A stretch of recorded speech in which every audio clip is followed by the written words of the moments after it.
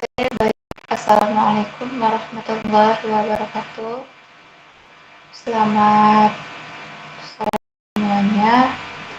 Baik, terima kasih karena telah memberikan saya kesempatan untuk bisa memberikan materi terkait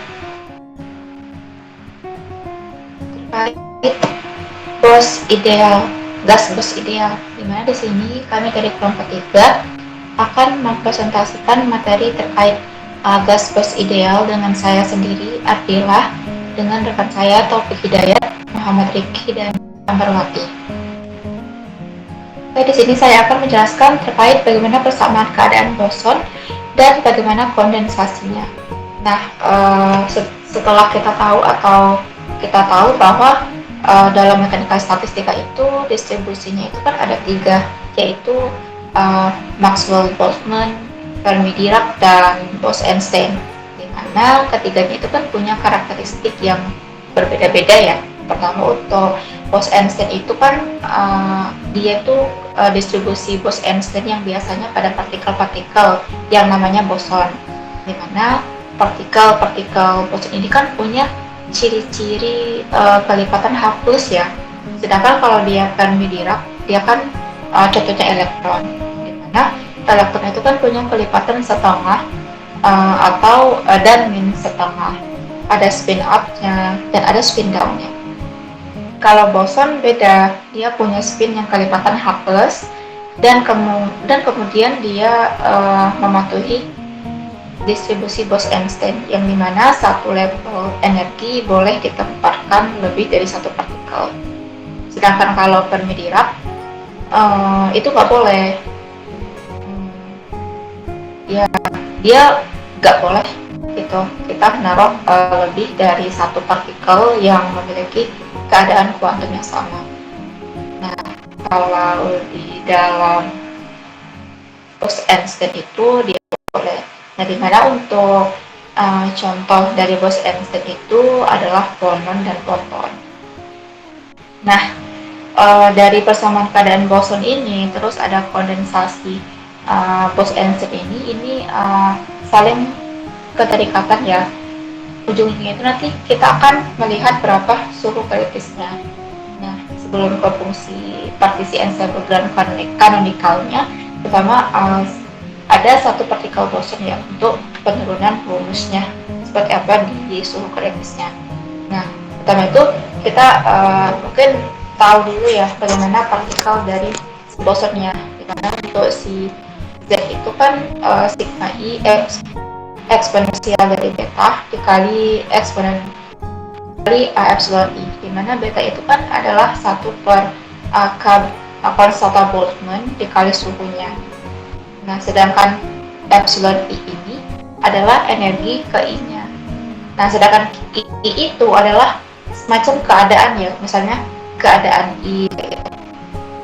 Nah, ini kan untuk fungsi persisi sistem banyak boson gitu, ensemble kanonik, tapi tetap dalam satu dimana untuk fungsi partisinya itu kan Zi itu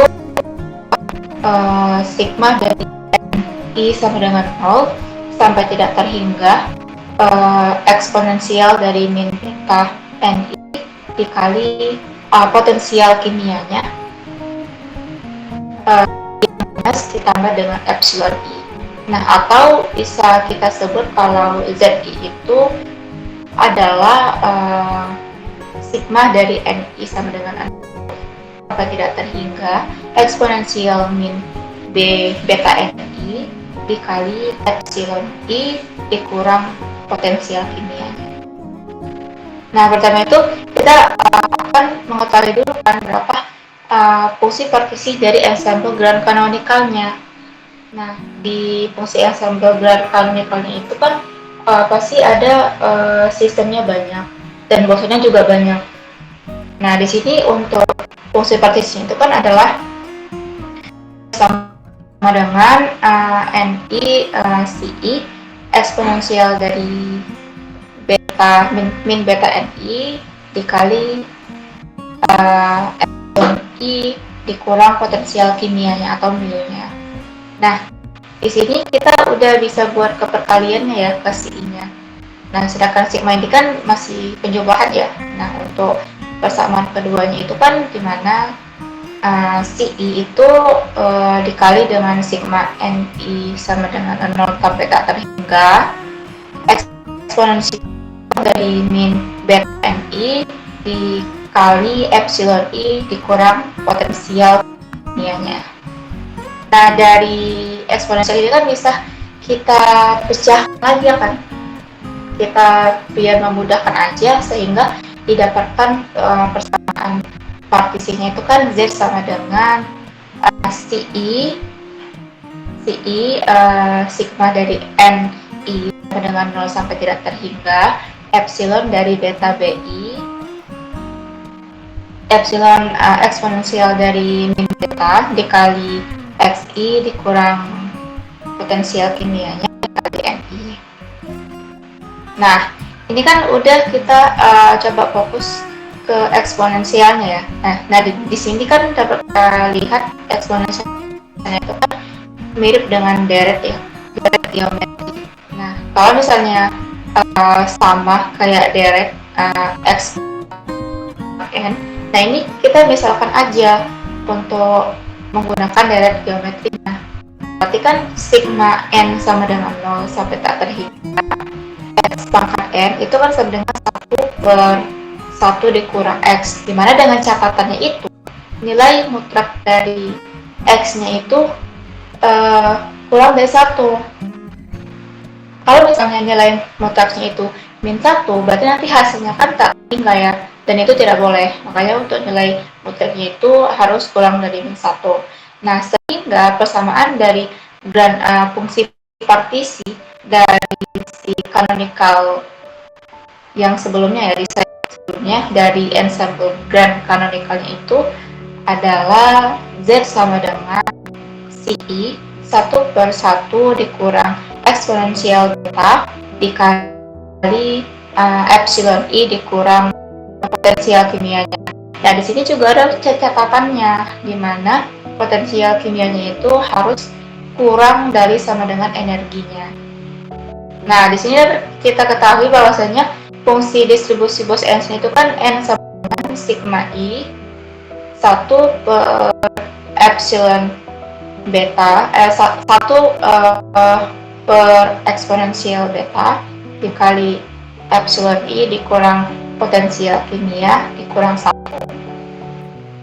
Oke, nah kita udah ketemu berapa fungsi partisinya, terus kita akan berapa jumlah partikel rata-rata dalam distribusi Bose-Einstein-nya. Nah, di sini ada untuk mencari partikel rata-ratanya itu kan n ya, dimana n itu kan integral dari n fungsi e dikali g fungsi e dE. Nah, catatannya ge itu kan density of state atau rapat muatannya ya. Nah di sini kan untuk nilai ge-nya itu kan 2 VV dikali 2M per H kuadrat pangkat 3 per 2 E pangkat 1 per 2. Nah, tinggal kita substitusikan persamaan yang di atas. Nah, kita masukkan berapa nilai NE-nya dan berapa nilai si GE-nya atau si rapat muatannya. Nah, dapat kita persamaan yang terakhir. Nah, setelah itu nah ini udah fokus ke kondensasi Bose-Einstein-nya. Nah, sebenarnya untuk Bose-Einstein itu kita lihat berapa suhu kritisnya dari penurunan dari persamaan kondensasi Bose-Einstein-nya di boson itu sendiri. Nah, nanti dari persamaan penurunan itu kita akan mengetahui berapa suhu kritisnya. Nah, jadi output dari ini adalah suhu kritisnya. Nah, berarti di sini kan untuk kondensasi Bose-Einstein itu kan potensial kimia itu kan kayak epsilon sama dengan 0. Nah, disinilah kita akan mengetahui berapa TC-nya atau suhu kritisnya. Nah, kan kita udah tahu berapa persamaan N-nya ya kan, yang ini yang paling bawah. Nah di sini kita bisa selesaikan lagi nilai dari si N-nya. Nah, kita buat permisalannya berapa, kita buat permisalannya berapa, misalnya di dalam integral ini kita buat permisalan untuk mempermudah perhitungan. Nah, sehingga didapatkanlah n-nya itu sama dengan 2pv dikali 2n per h kuadrat pangkat 3/2 integral dari 0 sampai tak terhingga x per beta per 2 per eksponensial x dikurang 1 dx per beta. Nah, setelah dapat persamaan itu, kita selesaikan lagi. Kita selesaikan integralnya. Nah, di integral ini kita akan dapat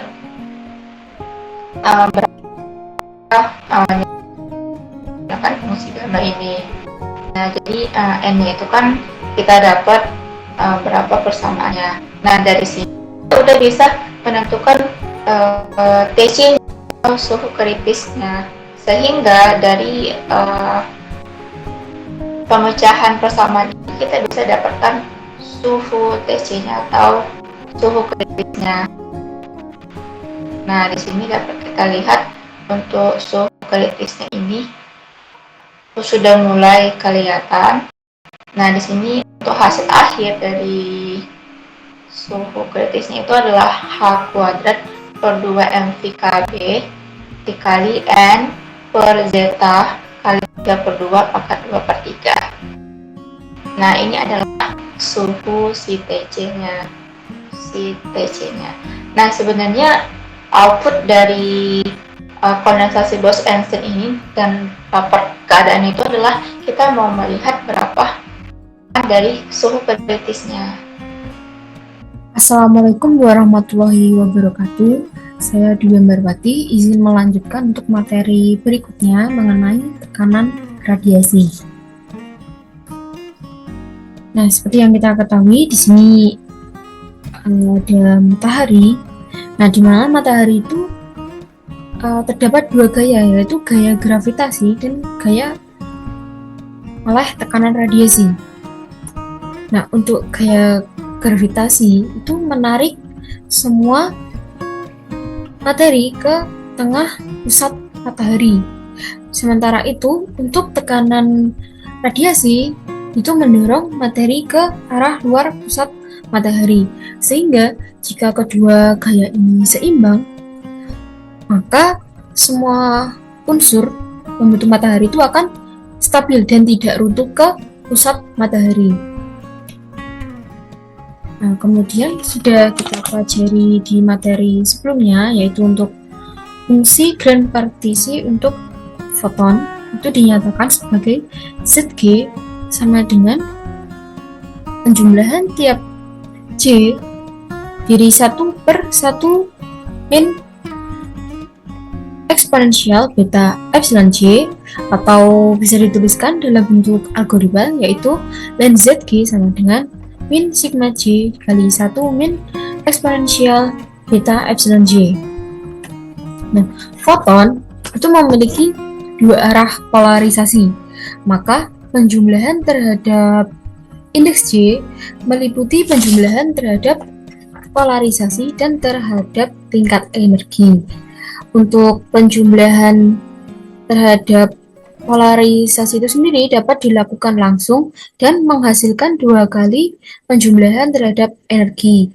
Maka persamaannya menjadi ln Zg sama dengan min 2 sigma K dikali ln 1 min eksponensial beta epsilon K. Ini adalah persamaan 6.27. Nah, kemudian hubungan antara perkalian tekanan dan volume dengan grand partisi dinyatakan PV sama dengan KT ln Zg.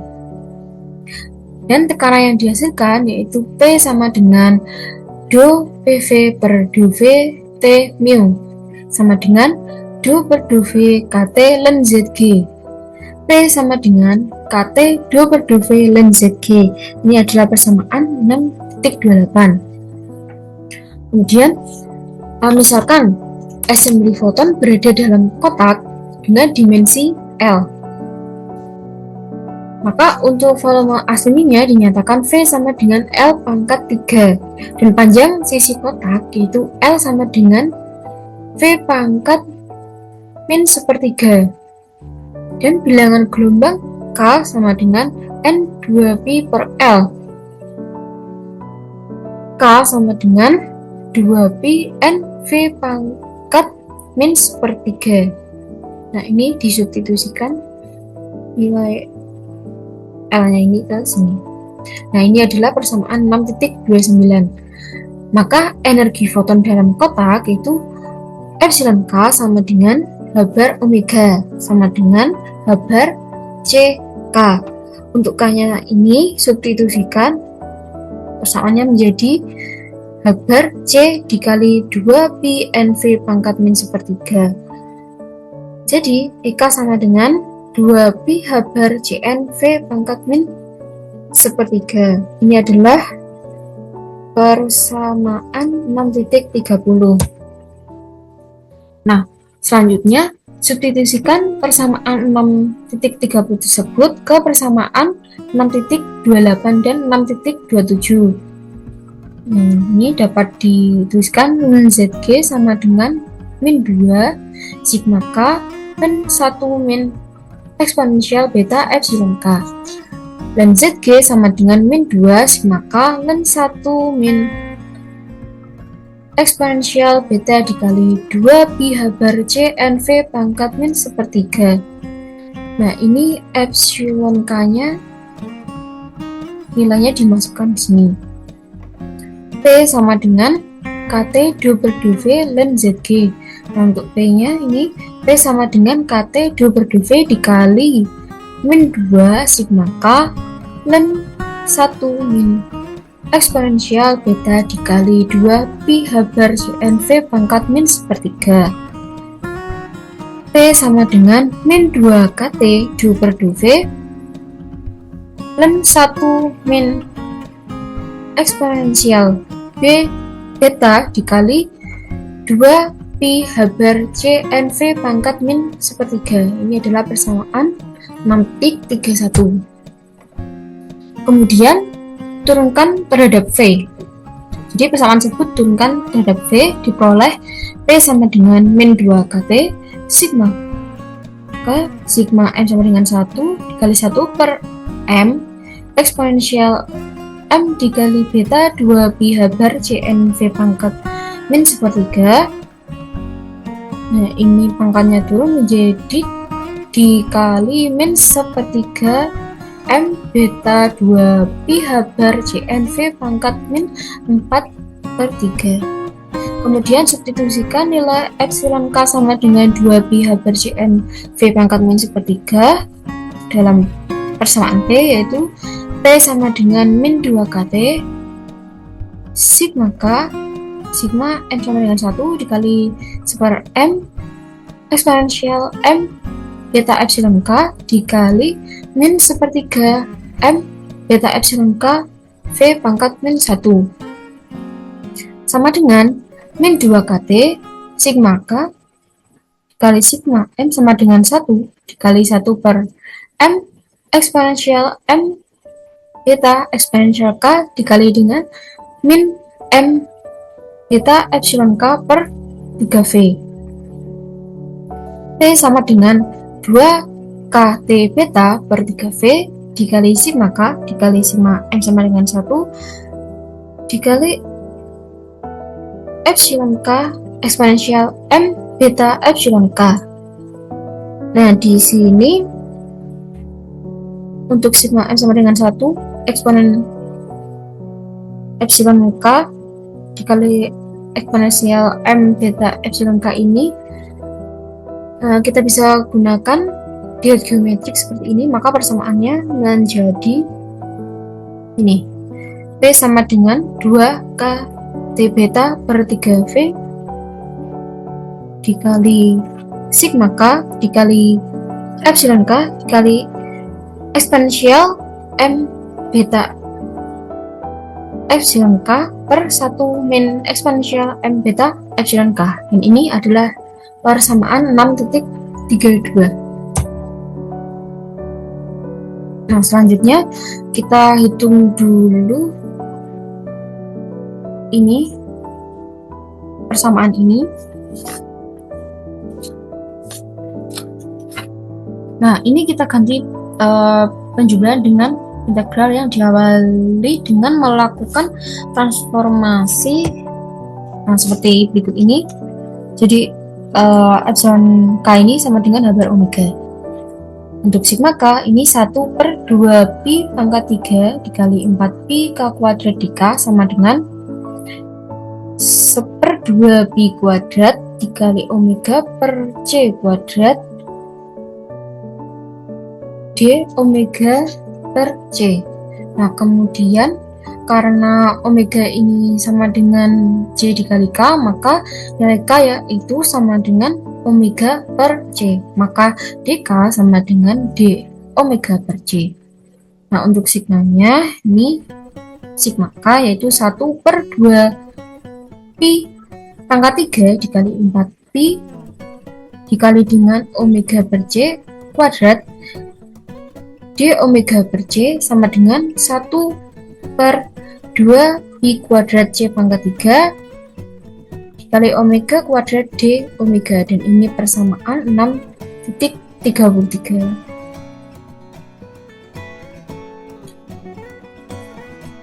Jadi persamaannya menjadi sigma k dikali epsilon k kali 1 per eksponensial beta epsilon k min 1 ini sama dengan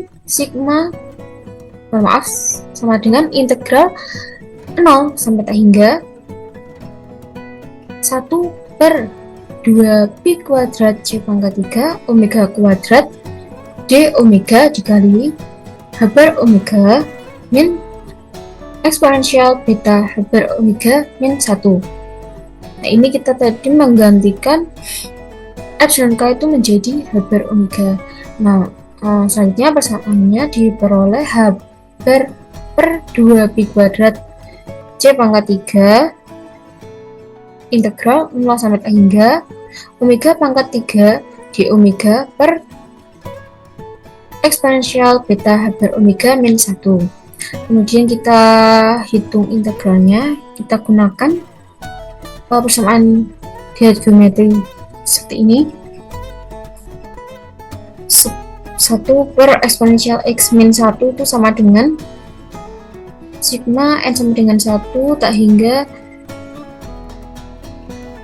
eksponensial min nz. Maka integral 0 sampai tak hingga dari ini omega pangkat 3 di omega per eksponensial beta h bar omega min 1 sama dengan integral 0 sampai tak hingga omega pangkat 3 di omega dikali dengan sigma n sama dengan 1 hingga eksponensial min n beta h bar omega sama dengan sigma n sama dengan 1 tak hingga integral 0 sampai tak hingga omega pangkat 3 eksponensial min n beta h bar omega d omega.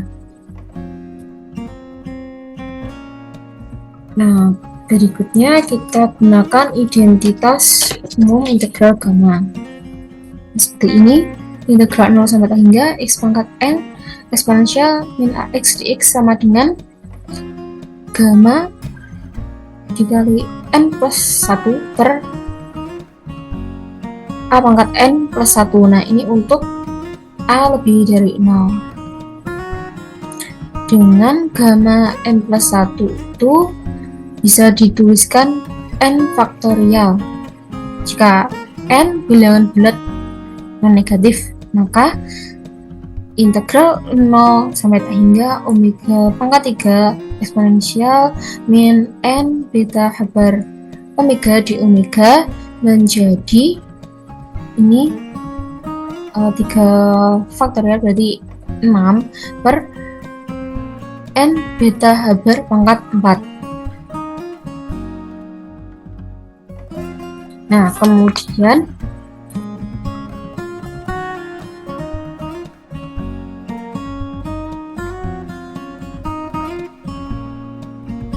ini kita gabungkan semuanya. Nah, menjadi sigma K dikali epsilon K 1 per eksponensial beta epsilon K min 1 sama dengan H bar per 2 pi kuadrat C pangkat 3 dikali sigma N sama dengan 1 tak hingga kali 6 per N beta H bar pangkat 4 sama dengan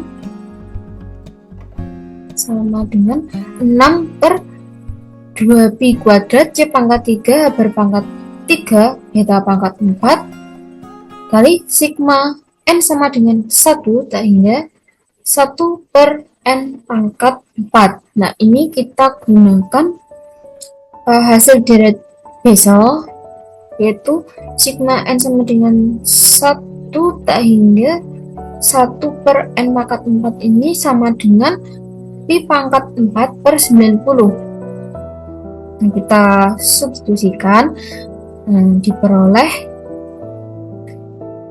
sama dengan 6 per 2 pi kuadrat C pangkat 3 H bar pangkat 3 beta pangkat 4 dikali dengan pi pangkat 4 per 90 sama dengan pi kuadrat per 30 C pangkat 3 H bar pangkat 3 beta pangkat 4. Karena beta sama dengan 1 per KB kali T, maka diperoleh pi kuadrat KB pangkat 4 dikali T pangkat 4 per 30 C pangkat 3 H bar pangkat 3. Ini persamaan 6.34. Dan berikutnya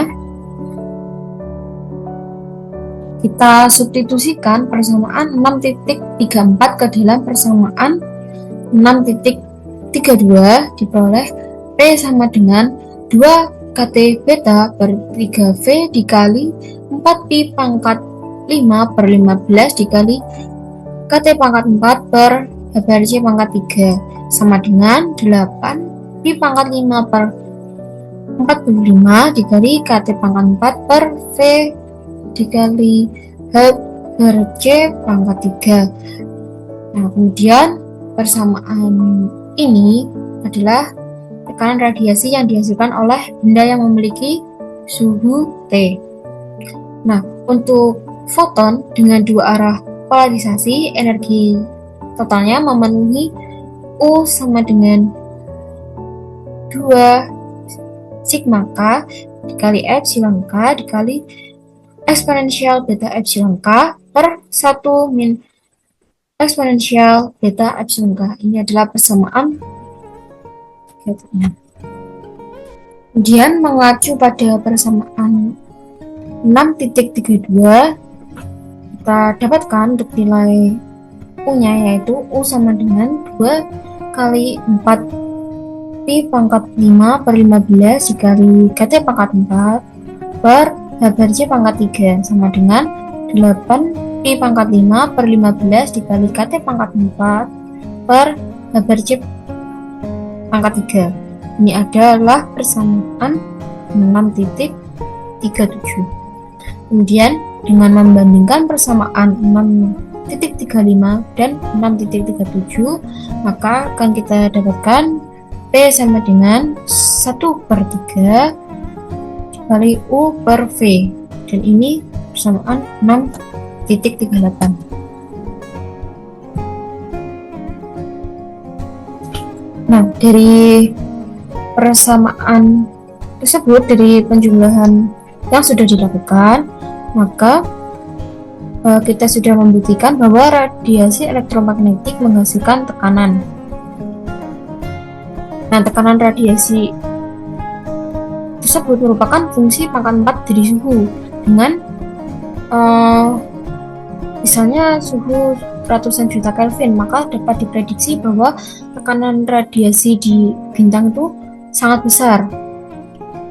Nah, tekanan radiasi tersebut menahan gaya gravitasi, sehingga inilah yang mencegah bintang itu runtuh akibat gravitasinya sendiri. Nah, kemudian di persamaan 6.38, yaitu P P sama dengan 1/3U atau sama dengan 1/3 dikali U per V, ini menunjukkan bahwa tekanan radiasi sebanding dengan kerapatan energi. Sekian yang dapat saya sampaikan. Terima kasih. Wassalamualaikum warahmatullahi wabarakatuh. Oke, pada kesempatan kali ini kita akan menjelaskan terkait sifat thermal phonon, yaitu di mana phonon ini mengalami peristiwa produksi dan pemusnahan secara berulang di dalam assembly kristal. Jadi karena ada kegiatan produksi dan pemusnahan partikel, maka jumlah partikelnya tidak akan konstan, sehingga nilai Dn-nya tidak sama dengan 0. Kemudian kita ketahui bahwa fungsi partisi grand kanonik atau fungsi partisi kanonik besar itu dinyatakan sebagai Zg sama dengan Pi untuk setiap J 1 dibagi 1 dikurang eksponen pangkat mu dikurang epsilon J per Kt. Kemudian kita ketahui bahwa nilai beta itu sama dengan 1/Kt, dan untuk eksponen pangkat mu per Kt kita definisikan dengan Z kecil. Sehingga nilai eksponen mu dikurang epsilon J per Kt ini bisa kita pecah. Untuk yang mu per Kt kita nyatakan sebagai Z kecil. Kemudian untuk yang negatif epsilon J per Kt, epsilon per Kt nya kita ganti dengan beta menjadi negatif beta epsilon J. Kemudian untuk kasus phonon itu tidak ada potensial kimia yang berkaitan dengan produksi atau pemusnahan phonon, sehingga nilai potensial kimianya bernilai 0. Hal ini menyebabkan nilai Z yang merupakan fungsi mu atau E pangkat mu per Kt menjadi E pangkat 0 per Kt. Nah, kita ketahui bahwa sesuatu atau apapun yang berpangkat 0 maka nilainya adalah 1, sehingga nilai Z-nya kita bisa definisikan sebagai 1 atau menjadi 1/1 dikurang eksponen dikurang beta epsilon J. Nah, Z jadi 1, jadi tidak mengubah apapun di sini. Kemudian oke, kita lanjut ke di bagian ini. Kita ketahui untuk hubungan PV sama dengan KT dikali ln ZK, di mana ZK nya adalah fungsi partisi grand kanonik. Kemudian kita turunkan KT ke sebelah kiri, menjadikan PV per KT sama dengan ln ZK. Kita ketahui ZK tadi adalah Pi untuk setiap J 1 dibagi 1 dikurang ZE pangkat negatif beta epsilon J. Dan Z-nya 1, maka tinggal 1/1 dikurang eksponen pangkat negatif beta epsilon J. Nah, kita ketahui sifat logaritmik yaitu ln A dikali B sama dengan ln A ditambah ln B, atau ln yang dimana di dalamnya adalah perkalian, maka itu bisa dinyatakan sebagai ln untuk masing-masing yang dikalikan tadi, jadi ln A ditambah ln B. Maka yang awalnya kita dapatkan ini ln sebagai perkalian untuk setiap J xj, ini sekarang kita bisa menyatakannya sebagai penjumlahan untuk setiap ln xj. Jadi yang ln Pj 1/1 dikurang eksponen pangkat negatif beta epsilon J kita bisa jadikan sebagai sigma untuk setiap ln-nya. Sigma J ln 1 dibagi 1 dikurang eksponen pangkat negatif beta epsilon J. Karena ini di bawah, kita bisa naikkan ke atas dengan menjadikannya pangkat negatif 1. Nah, untuk sifat logaritmik, nilai negatif 1 bisa kita keluarkan dari ln menjadi di depan ln-nya ini. Jadi min 1 sigma J ln 1 dikurang eksponen pangkat negatif beta epsilon J, di mana J ini adalah indeks untuk tiap arah polarisasi dan untuk setiap tingkat energi. Kemudian phonon ini memiliki 3 arah vibrasi, yaitu sumbu X, sumbu Y, dan sumbu Z. Nah, jadi dia bervibrasi ya, dari yang depan belakang, kiri kanan, sama atas bawah. Kemudian untuk kasus kristal yang bersifat isotropik, maka 3 arah vibrasinya bersifat identik. Jadi vibrasi ke arah X itu mirip dengan vibrasi ke arah Y dan Z. Begitu juga, sehingga kita cukup menghitung pada satu arah vibrasi, kemudian kita kalikan dengan 3. Jadi yang sebelumnya adalah min sigma untuk setiap J, ln 1 dikurang eksponen pangkat negatif beta epsilon J, tinggal kita kalikan 3. Jadi negatif 3 sigma ln 1 dikurang eksponen pangkat negatif beta epsilon K untuk setiap K. Dan sekarang K-nya menjadi indeks untuk setiap tingkat energi, karena kita sudah memperhitungkan untuk setiap arah vibrasinya. Oke, kita lanjut. Nah, fonon ini dapat kita pandang sebagai gelombang dan serupa dengan gelombang elektromagnetik. Sehingga energi fonon atau epsilon K atau energi untuk setiap tingkat ke K itu sama dengan H bar omega sebagai fungsi K. Ini yang fungsi K ini omeganya, karena H bar kan konstanta. Nah, kita ketahui bahwa hubungan antara frekuensi atau omega dengan bilangan gelombang atau K itu adalah omega sama dengan Vg dikali K, di mana Vg ini adalah kecepatan grup. Oke, kita lanjut. Nah, kita kan yang tadinya kita menghitung sigma K, ini kita menjadikannya dalam bentuk perhitungan integral untuk setiap bilangan gelombang. Jadi yang awalnya sigma K dari suatu fungsi sama dengan integral dari fungsi itu dikalikan dengan 4pi K kuadrat dk dibagi 2pi pangkat 3. Di sini 4pi K kuadrat dk ini seperti volume terkecil dari bola, koordinat bola untuk K-nya. Sedangkan 2pi ini adalah nilai kuantisasi dari bilangan gelombang. Karena ada 3 seperti volume, makanya ada pangkat 3. Kemudian kita tahu tadi omega sama dengan Vg dikali K, maka K itu adalah omega dibagi kecepatan grup. Dan ketika nilai Vg ini adalah konstan, maka perubahan kecil dari K atau dk sama dengan 1/Vg dikalikan dengan d omega. Nah, nilai 2 ini kita substitusikan ke nilai K dan nilai dk-nya. Maka ini 4pi tetap 4pi, 2pi pangkat 3 tetap, K kuadrat kita ganti jadi omega kuadrat per Vg. Kemudian dk-nya kita ganti menjadi d omega per Vg. Di sini kan Vg-nya pangkat 2 dan ini Vg pangkat 1, maka bisa kita gabungkan jadi pangkat 3 ya. Dan dia bergabung dengan nilai 2pi yang pangkat 3. Jadi di sini jadinya 2pi Vg pangkat 3. Ini 4pi-nya tetap, ini omeganya pangkat 2, jadinya omega kuadrat d omega. Kalau kita integral terhadap omega, maka variabel yang tidak mengandung nilai omega bisa kita keluarkan atau yang konstan.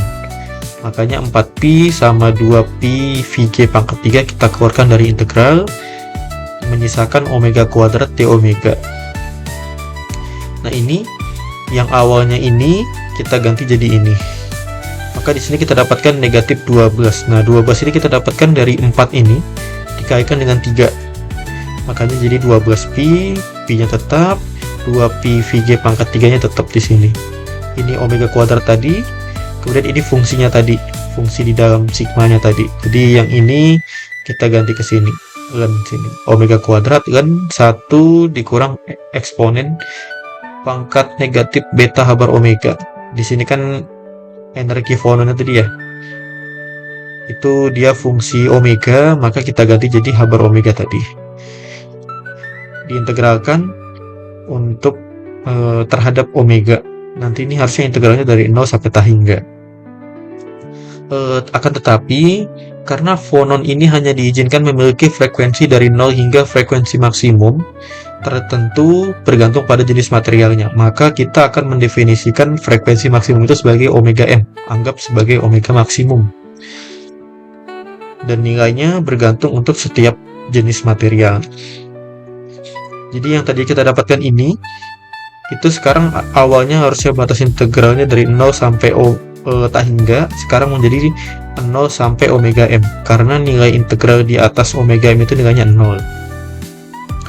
Maka kita dapatkan nilainya min 3 per 2pi kuadrat Vg pangkat 3 integral ini omega kuadrat ln 1 dikurang eksponen min beta H bar omega d omega 0 sampai omega m.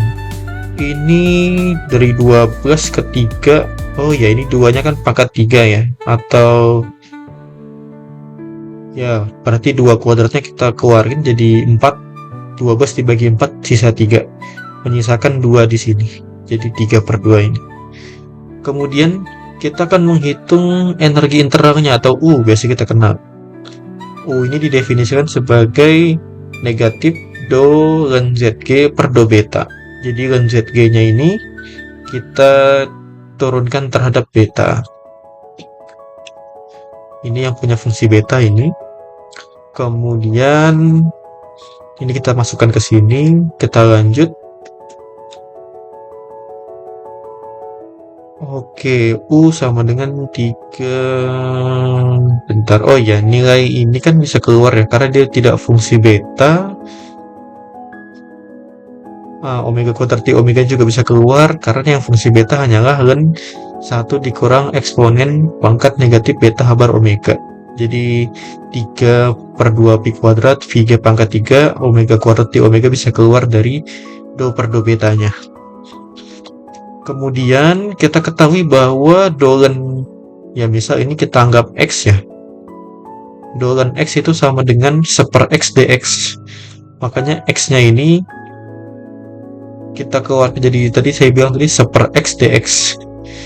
Jadi di sini 1/1 dikurang eksponen pangkat negatif beta habar omega, tinggal ln-nya udah hilang karena ini kan dx-nya tadi. Do 1 dikurang eksponen pangkat negatif beta habar omega. Ini udah keluar, kemudian kita turunkan terhadap beta, ini nilainya 0, ya kan? Kemudian terhadap beta ini berarti min habar omeganya turun ke depan, ya ini negatif. Min habar omeganya kita turunkan keluar, untuk eksponen kan tetap ya. Eksponennya tetap, kemudian depannya tidak berubah. 0 dikurang habar omega pangkat negatif beta habar omega. Di sini tetap 3/2 pi kuadrat VG pangkat 3. Jadi tetap omega kuadrat T omega. Ini tetap 1/1 dikurang eksponen pangkat negatif beta habar omega. Nah ini menjadi, ini kan tadi 0 ya. Ini min jadi plus. Jadinya habar omega eksponen pangkat negatif beta habar omega. Kemudian oh ya, oke, berarti nih habar omega, habarnya kan konstannya, jadi bisa keluar dari integral omega, jadinya 3 habar. Kemudian omega ini sama omega ini kan sama sebagai fungsi omega, jadinya omega pangkat 3. Kemudian ini eksponen pangkat negatif, berarti kan sama aja dengan eksponen pangkat beta habar omega, tapi 1/. Nah, jadi dia di bawah pangkatnya, kemudian ini ketika dikalikan dengan 1 menjadi dia eksponen pangkat beta habar omega, tapi ketika eksponen beta habar omeganya kita kalikan dengan ini, kan pangkatnya beda tanda ya. Jadi dijumlahin sama dengan 0, maka nilainya 1. Jadi E beta habar omega dikurang 1 D omega. Nah, kemudian kita akan memisalkan beta habar omega sebagai fungsi baru atau X. Di sini maka omega itu adalah beta habarnya kita turunin ke bawah menjadi X per beta habar. Kemudian untuk beta dan habar kita anggap konstan, maka d omega sama dengan 1 beta habar dx. Nah, di sini kemudian untuk omega yang tadi yang maksimum itu kita nyatakan sebagai omega m, maka nilai x-nya menjadi xm. Jadi X ketika nilai omeganya adalah omega M. Nah, kemudian kita ganti yang tadi ya, nilai omeganya. Jadi kalau nggak salah di sini omega pangkat 3 kan. Omega pangkat 3 kita ganti dengan X per beta habar pangkat 3 jadinya. Jadi ini omeganya, ininya tadi E pangkat apa tadi di sini ini EX. Nah, ini kan beta habar omega. Oh, berarti diganti sama X jadi E pangkat X. Kemudian ini tetepin 1. Kalau X-nya kalau omeganya 0 kan X-nya 0, maka batas integralnya dari 0. Kemudian kalau omeganya omega M, maka X-nya XM, makanya batas integralnya dari 0 sampai XM. Ini yang depan tetap, kemudian d omeganya kita ganti dengan 1 beta habar dx di sini. Kemudian yang bukan fungsi X bisa kita keluarkan, jadi yang seperbeta Haber nih dikeluarkan. Kemudian karena ini ya, beta Haber juga pangkat 3, ini pangkat 1, berarti jadinya beta pangkat 4, Haber pangkat 3. Oh, ini 3-nya karena Haber yang ini kita coret.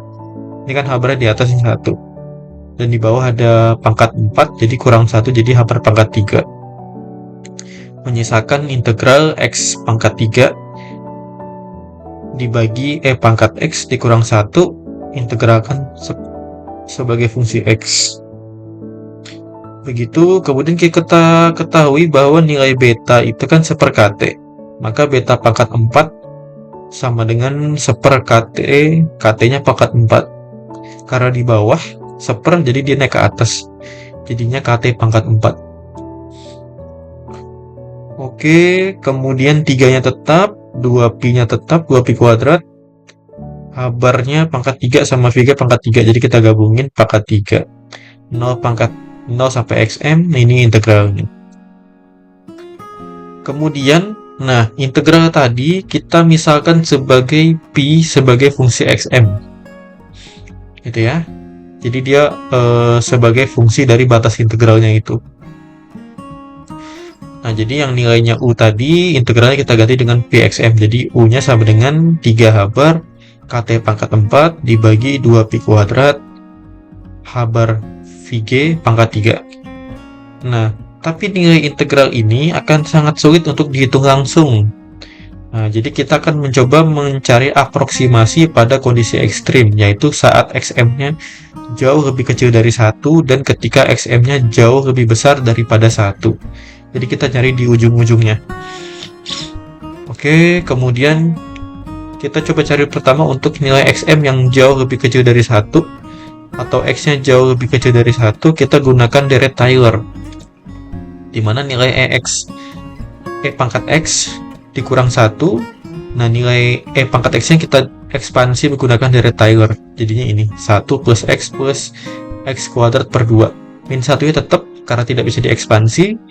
Nah, nanti min 1 ini hilang sama 1 ini, menyisakan X plus X kuadrat per 2, X-nya kita keluarkan jadinya X dikali 1 plus X per 2. Jadi yang awalnya E pangkat X dikurang 1, ini kita ganti dengan X dikali 1 plus X per 2. X-nya bisa dicoret ya, jadi menyisakan di atas ini tinggal X kuadrat, X yang di bawah hilang. Kemudian kita masih menggunakan deret binomial Newton untuk X yang jauh lebih kecil daripada 1. Jadi nilai untuk deret binomial Newton itu 1 per 1 plus epsilon. Itu nilainya mendekati 1 dikurang epsilon. Ini untuk nilai X yang lebih kecil, cukup kecil. Jauh daripada 1, jauh lebih kecil daripada 1. Di sini kita kan tahu bahwa epsilonnya adalah X per 2, makanya nanti ini akan menjadi 1 dikurang X per 2. Nah, tadi yang di bawah sini menjadi di atas sini, 1 dikurang X per 2. Kemudian X kuadrat kita kalikan, jadi X kuadrat dikurang X pangkat 3 per 2, integral terhadap dx. Kemudian seperti biasa integralnya ya X kuadrat jadinya X pangkat 3 per 3. Kemudian untuk X pangkat 3 integralnya jadi X pangkat 4 dibagi 4, 4-nya dikali 2 jadinya 8. Jadi ini hasil integralnya, kita masukkan batasnya Xm dan 0. Di sini kita dapatkan Xm pangkat 3 per 3 dikurang Xm pangkat 4 per 8. Karena kalau kita masukin 0 kan nilainya 0 ya, jadi cukup ini aja. Kemudian kita sekarang mencari untuk nilai Xm yang jauh lebih besar daripada 1, atau X jauh lebih besar daripada 1. Maka nilai yang tadi 1 per E pangkat X dikurang 1, E pangkat X-nya kita keluarkan, jadi ini 1, ini dikurang E pangkat negatif X. Karena kalau ini digabungkan ini kan nilainya 1 ya. Kemudian yang 1 per 1 dikurang E pangkat negatif X ini bentuknya mirip penjumlahan dari deret geometri. Nah, jadi yang ini bisa kita nyatakan sebagai ini. Jadi nilai A-nya teman-teman biasa tahu kan deret geometri, A-nya ini 1, kemudian E pangkat negatif X ini sebagai rasionya. Ya kan? Jadi 1 per biasanya A dikurang R. Untuk yang dari N penjumlahannya sampai tak hingga. Nah, di sini ini bisa kita nyatakan sebagai ini kan, deret geometri, penjumlahan dari rasio tadi. Kemudian PXM tadi ini adalah X pangkat 3 tadi tetap, kemudian yang 1 per E pangkat X min 1 menjadi ini sigma N dari 1 sampai tak hingga E pangkat negatif NX sini. Kemudian sigmanya bisa kita keluarkan, jadi integral X pangkat 3 E pangkat negatif NX dx 0 sampai XM. Oke, kita lanjut. Kemudian untuk XM yang lebih besar, jauh lebih besar daripada 1, atau anggap XM-nya mendekati tak hingga, maka nilai XM-nya tadi kita bisa ganti dengan tak hingga. Nah, ini tadi ya, batas integral dari 0 sampai XM sama aja dengan 0 sampai tak hingga. Nah, ini bentuknya mirip dengan fungsi gamma. Nah, kemudian kita kan misalkan lagi, misal T sama dengan NX, maka X adalah T dibagi N. Ini ya, X sama dengan T per N, maka DX sama dengan 1/N dt. Untuk N-nya dianggap konstan. Kemudian X sama dengan 0, maka nilai T-nya kan adalah N dikali 0 atau 0. Kemudian untuk X tak hingga, T-nya sama dengan N dikali tak hingga atau tak hingga itu sendiri. Jadi nilai batas integralnya tetap ya dari 0 sampai tak hingga. Kemudian X pangkat 3-nya kita ganti dengan T per N, berarti ini T pangkat 3 per N pangkat 3. Kemudian X-nya kita ganti tadi ya dengan T per N, berarti ini E pangkat min NX, jadinya E pangkat negatif N T per N. Nanti N-nya bisa dicoret, kemudian dx-nya kita ganti dengan 1/N dt. Nah, N-nya dicoret, jadi kemudian N yang ini bisa keluar. N-nya ya. Ini kan pangkat 3, ini pangkat 1, berarti 1/N pangkat 4. Kemudian T-nya pangkat 3, E-nya N-nya dicoret, jadi E pangkat min T dt. Nah, ini sama aja dengan gamma 4 seharusnya, karena kan N-nya pangkat 3 ya. Nah, biasanya gini dia. X pangkat N itu adalah gamma N plus 1. Tapi untuk nilai besarnya adalah N faktorial. Maka di sini gamma berapa tadi? Gamma 4 ya. Ya, gamma 4 itu sama dengan 3 faktorial atau ya ini 3 kali 2 kali 1 6. Kemudian 6-nya bisa kita keluarkan dari sigma karena dia bukan fungsi indeks ke N. Kemudian, nah nilai yang sigma N sama dengan 1 sampai tak hingga untuk 1/N pangkat 4 itu bisa kita nyatakan sebagai fungsi zeta Riemann. Nah, nanti kita coba jelaskan untuk ini adalah hubungan. Nah, jadi Euler membuat formula yang menghubungkan antara fungsi zeta Riemann dengan bilangan Bernoulli. Jadi ini untuk fungsi zeta Riemann ke 2k, fungsinya ini min 1 pangkat k plus 1 B2k 2pi pangkat 2k per 2 dikali 2k faktorial. Nah, yang B-nya ini sebagai bilangan Bernoulli. Karena kita tadi mencari nilai zeta 4, maka nilai k-nya kan 2 ya. 2 kali 2.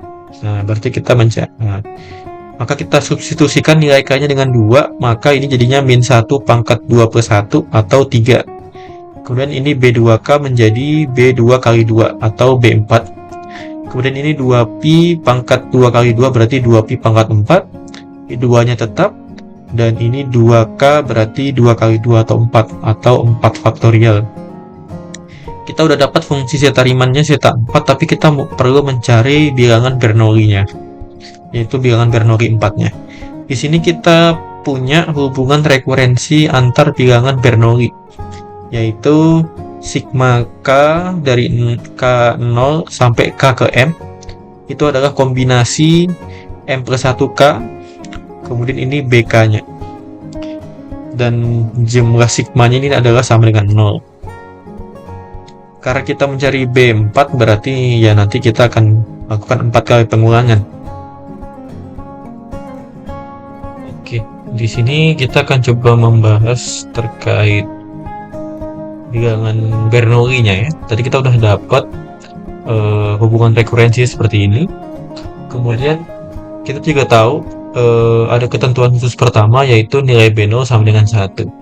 Nah, ini misal untuk M-nya sama dengan 1, ini adalah kombinasi 20 B0 ditambah kombinasi 21 B1. Itu sigmanya sama dengan 0. Jadi kombinasi 20 itu 2 faktorial dibagi 0 faktorial dibagi 2 dikurang 0 faktorial dikalikan B1 B0. B0-nya sama dengan 1. Kemudian ini kombinasi 21 2 faktorial dibagi 1 faktorial dibagi 2 dikurang 1 faktorial B1.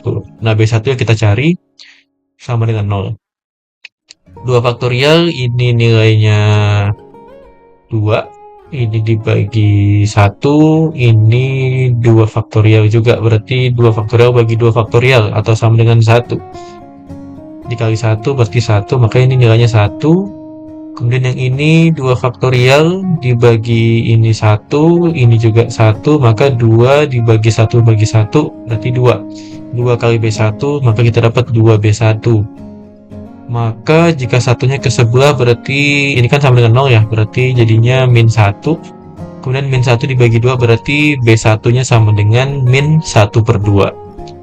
Kemudian kita akan ulangi untuk M sama dengan 2, berarti kan kombinasi 30 B0 ditambah kombinasi 31 B1 ditambah kombinasi 32 B2.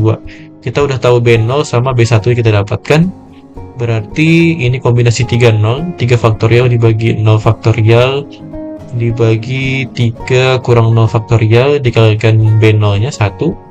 Kemudian ini kombinasi 31, 3 faktorial dibagi 1 faktorial dibagi 3 kurang 1 faktorial atau 2 faktorial dikalikan dengan B1, nilai B1 adalah min setengah.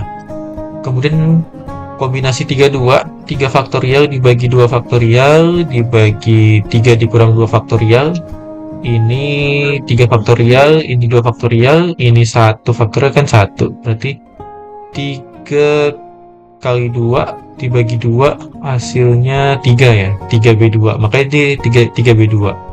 Kalau yang ini kan 3, ini 1, ini 3 faktorial juga, berarti 3 faktorial dibagi 3 faktorial kan 1 ya, dikali 1 berarti 1.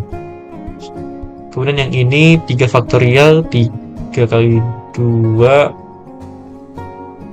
3 kali 2, kemudian 3 kali 2 kali 1 berarti 6.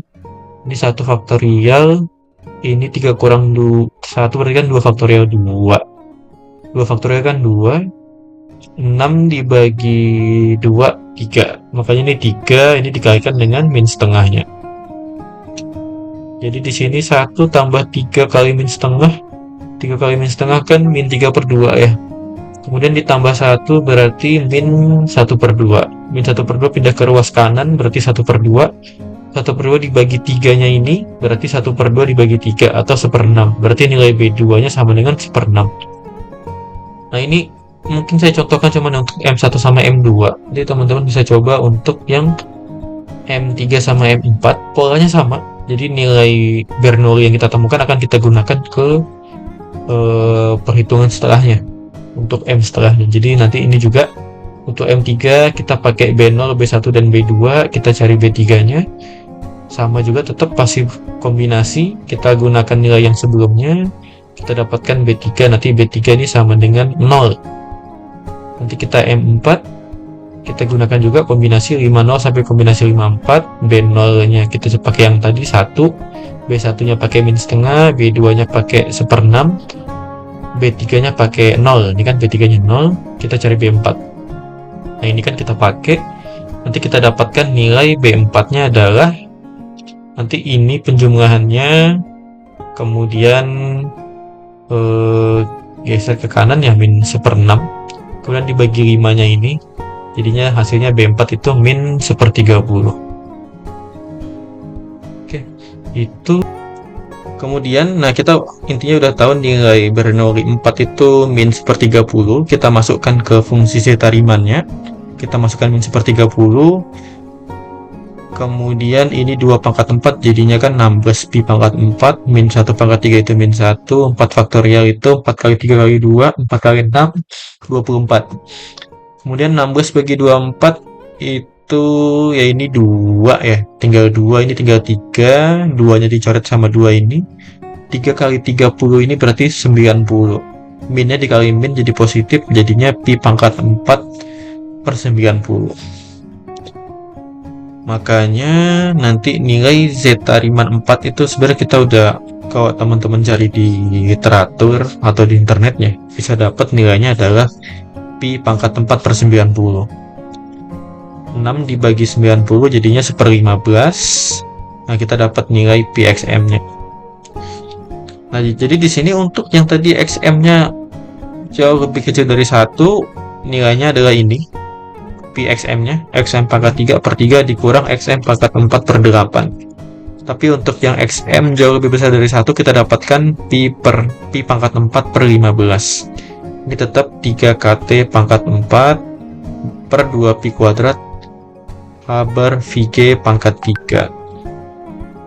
Jadi dia ada dua fungsi tergantung tadi. Ini untuk xm jauh lebih kecil dari 1, ini untuk xm jauh lebih besar daripada 1. Ini adalah fungsi dari energi internalnya. Kemudian, karena tadi kan xm itu adalah beta Haber omega m ya, jadi betanya kita tahu 1/kt, jadinya Haber omega m per kt. Nah, untuk ini xm yang jauh lebih kecil daripada 1 berarti kan T-nya sangat besar ya, pembaginya sangat besar, jadi T-nya menuju tak hingga. Sedangkan untuk xm yang jauh lebih besar daripada 1 berarti kan pembaginya sangat kecil, atau pembaginya mendekati 0, atau T-nya mendekati 0, karena nilai K-nya kan konstan. K-nya ini adalah konstanta Boltzmann kalau yang ini. Bedakan dengan yang K integral awal tadi ya, tapi udah diganti ke omega, jadi harusnya nggak bakal ketukar. Kemudian ini tadi kita dapatnya ini kan awalnya tadi untuk xm kurang dari 1, jauh lebih kecil daripada 1 dan lebih besar daripada 1. Sekarang xm-nya kita ganti dengan ini Haber omega m per kt. Nah, jadi di sini jadinya yang bawah kan tidak ada fungsi xm-nya, jadi dia tetap. Nah, ini untuk suhu kecil nilainya pi pangkat 4/15. Tapi untuk suhu tinggi dia kan sebagai fungsi suatu konstanta ini, terus T pangkat 3 ya, T pangkat tapi di bawah, jadi T pangkat negatif 3, kemudian ini T pangkat negatif 4. Nah, itu jadi 1/3 Haber omega m per kt pangkat 3 dikurang 1/8 Haber omega m per kt pangkat 4. Kemudian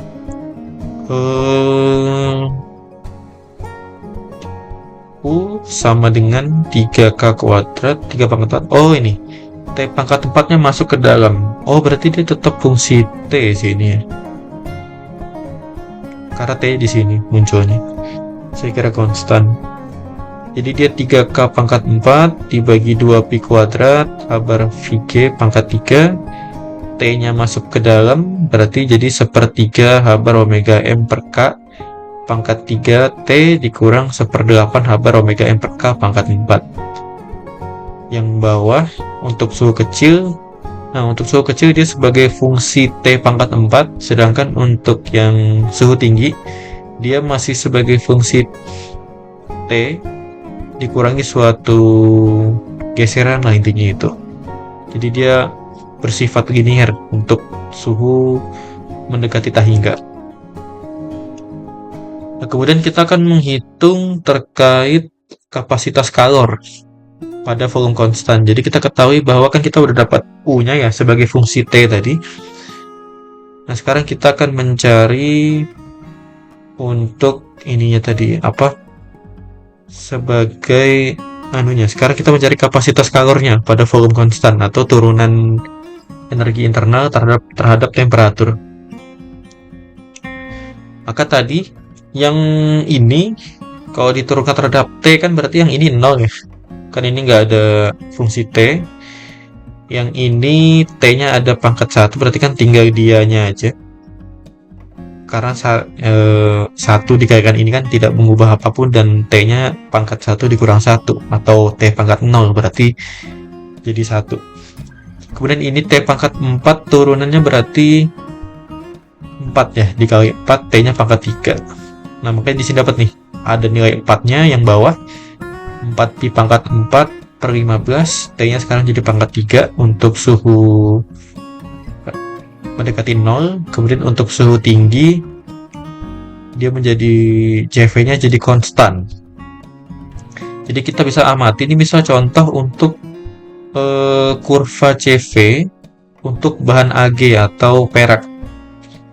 Jadi kita mungkin di sini dia tahu bahwa nilai suhu Debye-nya adalah 175. Nanti kita coba bahas suhu Debye-nya. Jadi intinya dia ini akan naik secara pangkat 3 untuk suhu rendah. Jadi CV-nya akan meningkat cukup sebagai fungsi T pangkat 3, tapi untuk suhu yang cukup tinggi nilai CV-nya akan konstan. Nah, ini kan konstanta semua kan, ini konstan, ini pengalinya juga konstan untuk suhu tinggi, jadi dia akan lurus nanti, akan ada nilainya dia lurus asimtot. Kemudian kita akan misalkan H bar omega M per K itu sebagai suhu Debye. Jadi yang ini H bar omega M per K nya jadi suhu Debye, jadi TD pangkat 3. Nah, jadi di sini mungkin kalau ada niat gitu ya ngitung 175 ini kan suhu Debye untuk bahan perak tadi. Kalau dikalikan ke sini pangkat 3, dikalikan ini nanti kita bisa dapat nilai CV-nya berapa. Jadi dia akan konstan, tapi untuk suhu rendah dia akan menjadi fungsi T pangkat 3. Ini tetap nggak ada berubah ya, 3K pangkat 4, 2Pi kuadrat per H bar VG pangkat 3 tetap juga. Oke, ya mungkin itu dari saya. Kurang lebihnya saya mohon maaf. Semoga bermanfaat. Assalamualaikum warahmatullahi wabarakatuh. Baik, berikutnya kita akan menjelaskan terkait gas ideal pada radiasi benda hitam, pada foton dan neutrino. Sebelumnya, radiasi benda hitam itu sendiri adalah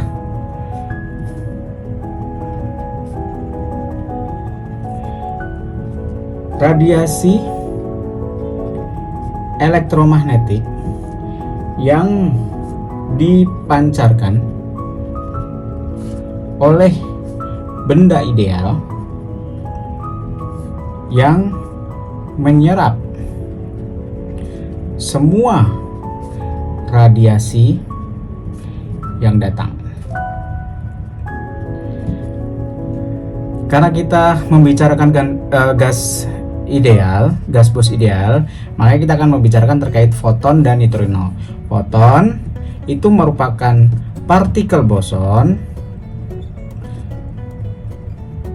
dengan spin H bar.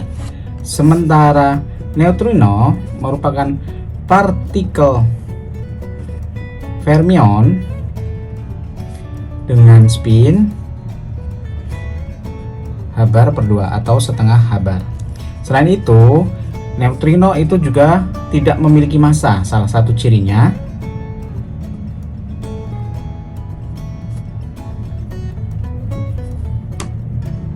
dan merupakan partikel yang dipancarkan oleh bintang yang memiliki laju yang sama dengan laju cahaya.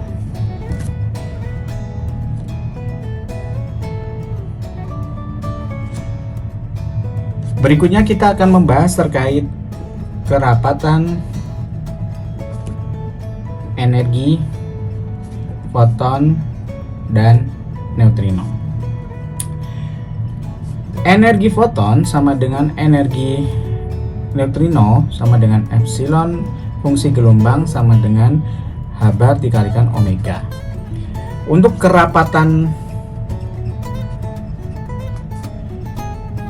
keadaan gelombang foton, karena memiliki dua arah polarisasi,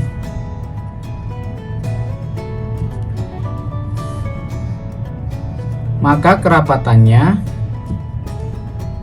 dapat dituliskan N sama dengan 2 dikalikan 4 pi omega kuadrat dibagi C pangkat 3.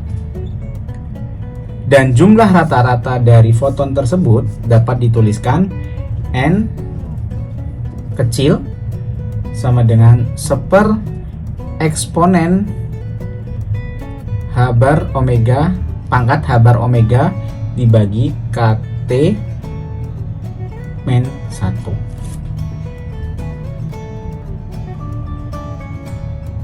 Sehingga kerapatan energinya dapat dituliskan P foton sama fungsi W sama dengan N besar atau kerapatan keadaan gelombang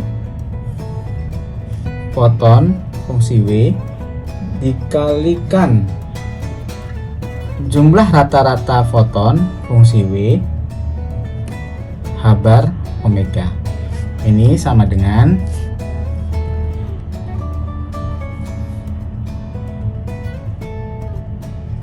delapan pi omega kuadrat dibagi C pangkat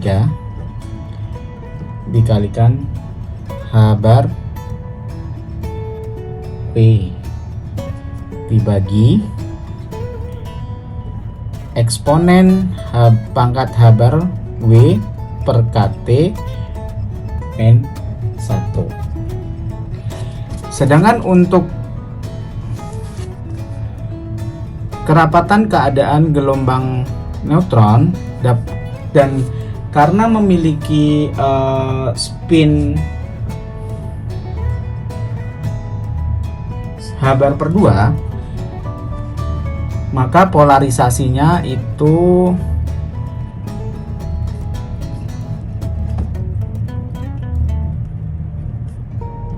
(2s) dan kerapatan keadaan gelombang dari neutrino dapat dituliskan N besar S fungsi gelombang 2s dikalikan 4 pi omega kuadrat per C pangkat 3.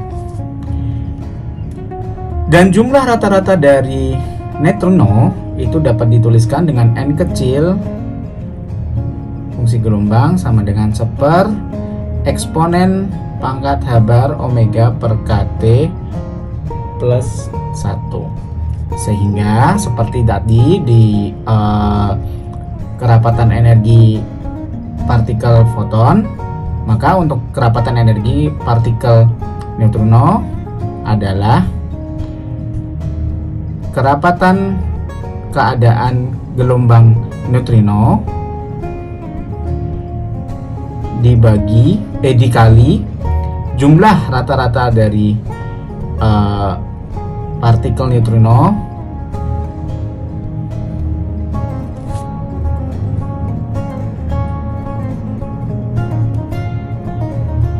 dikalikan dengan H bar kalikan omega. Dapat dituliskan sama dengan 8 pi omega kuadrat per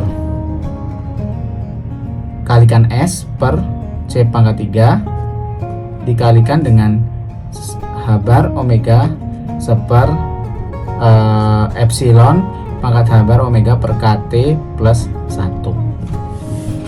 Berikutnya kita akan membicarakan terkait daya radiasi. dari kedua partikel tersebut, yaitu foton dan neutrino. Untuk daya radiasi foton itu dapat dituliskan R foton fungsi gelombang sama dengan C/4 dikalikan dari kerapatan energi foton PF omega.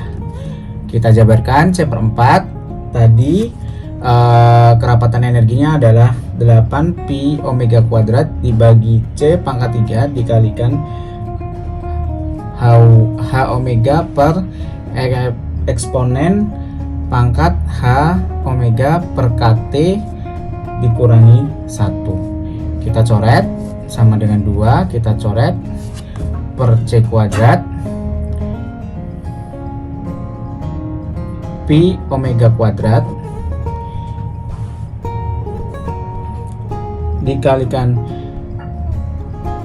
HW per X dibagi eksponen pangkat HW atau omega per KT min 1.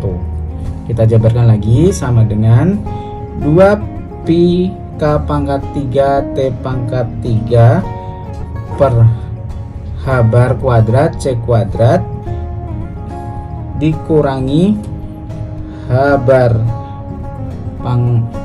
omega dibagi KT⁻³ per eksponen H omega per KT min 1. X sama dengan H omega per KT, maka dapat kita tuliskan 2pi K⁻³ T⁻³ per H kuadrat C kuadrat dikalikan X⁻³ dibagi E pangkat X min 1. Nah, inilah daya radiasi dari foton. Sementara untuk daya radiasi dari neutrino, yaitu dapat dituliskan sama dengan foton R neutrino fungsi gelombang sama dengan C/4 dikalikan kerapatan energi dari neutrino. Kita jabarkan, yaitu C/4 dikalikan 8pi omega kuadrat per C⁻³ dikalikan S kalikan H bar omega dibagi eksponen H bar omega per KT plus 1. Langkahnya sama nanti, sehingga dapat dihasilkan 2pi S K⁻³ T⁻³ per H bar kuadrat C kuadrat kalikan X⁻³ dibagi E pangkat X plus 1. Kemudian tadi sudah kita bicarakan terkait kerapatan energi foton dan neutrino, daya radiasi foton dan neutrino. Berikutnya adalah persamaan pergeseran Wiener. Persamaan pergeseran Wiener.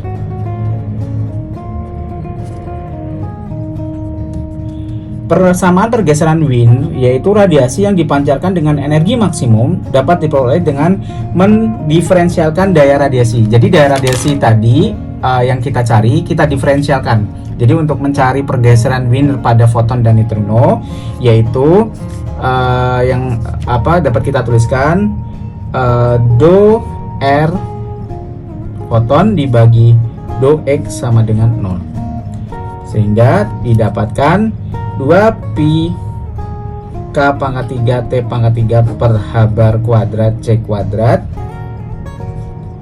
dikalikan do X⁻³ per do X eksponen X min 1 sama dengan 0. Itu bisa kita tuliskan 3 min X kalikan E pangkat X min 3 sama dengan 0, dengan X adalah H bar omega per KT atau Habar kalikan laju cahaya per lambda KT sama dengan 2,8225, atau bisa dituliskan lambda T sama dengan habar C per 2,8225. Begitu juga pada pergeseran Wiener di neutrino, yaitu do R neutrino dibagi do X sama dengan 0.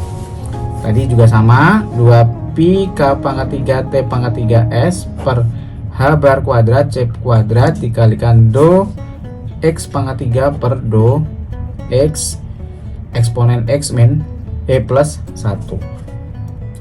Jadi bisa dapat dituliskan yaitu 3 min X E pangkat X plus 3 sama dengan 0, atau dengan X ini, atau bisa dituliskan menjadi X bar sama dengan H omega per KT sama dengan H kalikan C per lambda KT sama dengan 3,1325. Ini nilainya semuanya sudah diketahui ya. Konstanta Planck, laju cahaya, panjang gelombang, konstanta gelombang, bilangan gelombang, sama suhu dari partikel neutrino ataupun foton. Kemudian ini dapat dituliskan ulang menjadi lambda T sama dengan Hc per 3,1325. Nah, demikian presentasi terkait gas Bose ideal radiasi benda hitam. Terima kasih dari kelompok kami. Assalamualaikum warahmatullahi wabarakatuh.